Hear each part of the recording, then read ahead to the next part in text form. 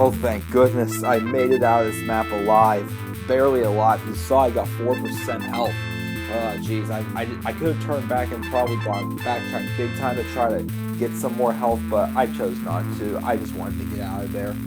Oh boy, I believe, now it is tough to say if I got 100% everything, but I'm pretty positive I did. But as you can see, this map is pretty darn hard if you want to try doing a 100% walkthrough on it. Oh my goodness, where should I start? I don't know which map that I was fearing to do more. I mean, I wouldn't say fear as in I hate doing this map, but it's just like I would be really unbelievable. I would really unbelieving if I got out of these maps by trying to get 100%. Like episode 6, 4, 10 of Wolfenstein 3D was like how this is. This map though, it does seem like it is the hardest map in the game, but in my opinion, it is not the #1 hardest, but it's definitely either the second or third hardest. I think floor 15, when we get to that, will be either the second or third hardest map. And then the hardest map in this game, in my opinion, is floor 16, but we'll get to there later.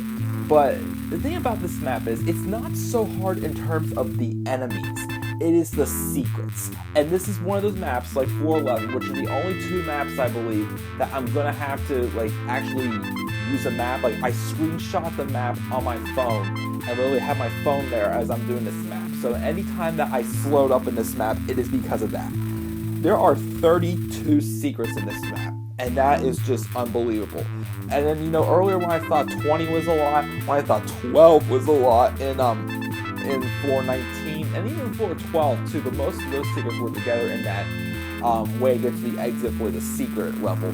But 32 secrets, my goodness, that is just unreal, and most of them are mandatory.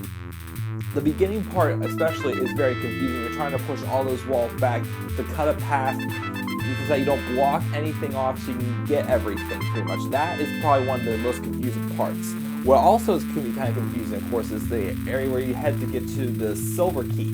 Those can be very confusing. And that area where you have to go through all those doors with all the guards in them to try to mow them all down.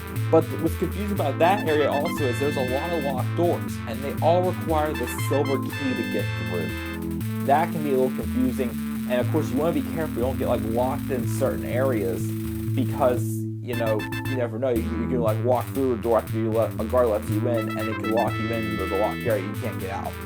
The mutants also in this map are really wisely placed.